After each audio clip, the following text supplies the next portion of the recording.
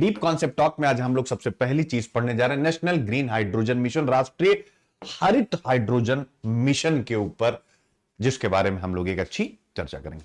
चलिए शुरू करते हैं। यानी नेशनल ग्रीन हाइड्रोजन मिशन और डीप कॉन्सेप्ट टॉक आप सबको पता है। तो 4 जनवरी 2023 ये डेट आप लोगों को याद रखनी है।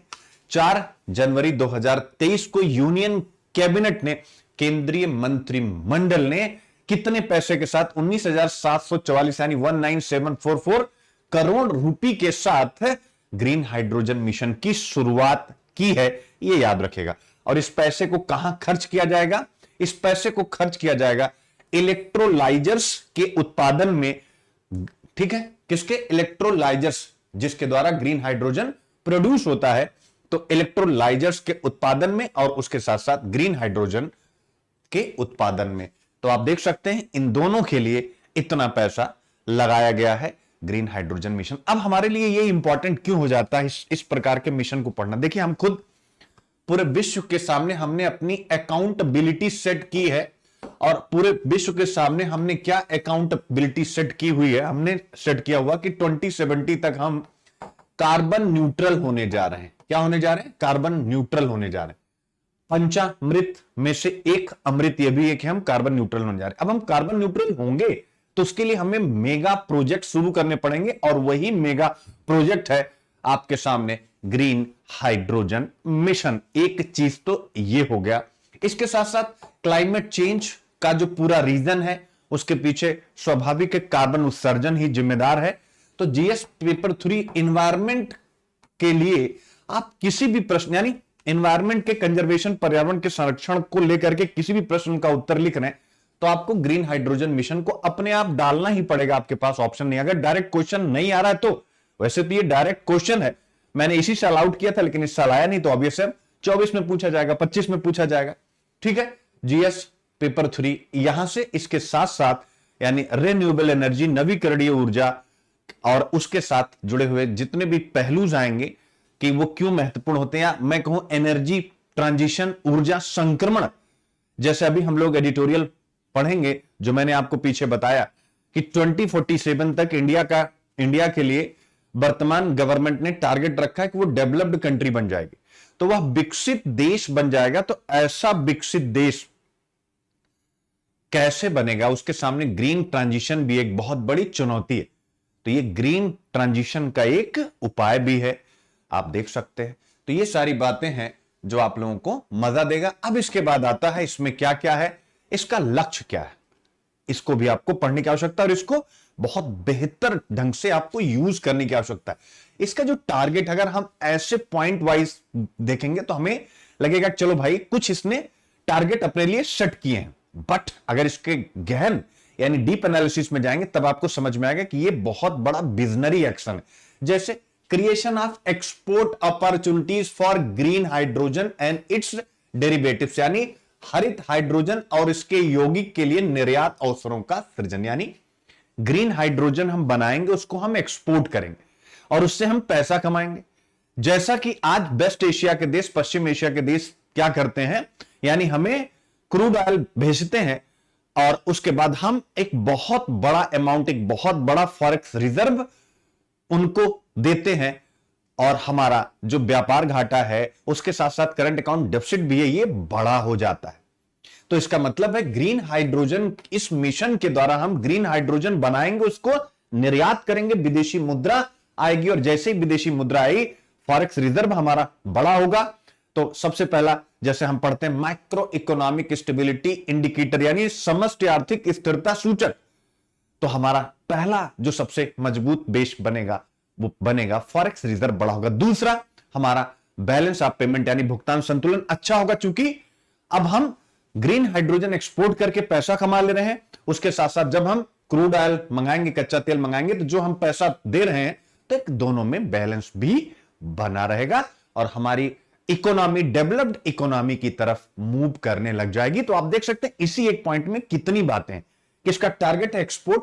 इसके अलावा बताने की आवश्यकता नहीं है, डीकार्बोनाइजेशन किसका? एनर्जी सेक्टर का, यानी ऊर्जा क्षेत्र का डीकार्बोनाइजेशन, यानी कार्बन का उपयोग ना करना, जैसे कि ऑटोमोबाइल सेक्टर में इसका उपयोग करना ग्रीन हाइड्रोजन का। और आप सबको पता है ऑटोमोबाइल सेक्टर एक बहुत बड़ा नहीं, परिवहन क्षेत्र एक बहुत बड़ा क्षेत्र है जहां पर कार्बन उत्सर्जन व्यापक मात्रा में होता है, याद रखिएगा। और तीसरा जो मैंने स्टार्टिंग में ही बताया, to lower the dependence on imported fossil fuel, यानी जो हम जीवाश्म ईंधन बाहर से आयात कर रहे हैं और उस पर बहुत ज्यादा अपना फॉरेक्स रिजर्व खर्च कर दे रहे हैं, उस पर निर्भरता भी कम हो जाएगी। और स्वाभाविक फोर्थ हो जाता है, हर एक देश चाहता है कि वह इंडिजीनियस टेक्नोलॉजी के माध्यम से बेहतर करे, अपनी एनर्जी सिक्योरिटी सुनिश्चित करे। तो हम यह भी करने जा रहे हैं इसके द्वारा।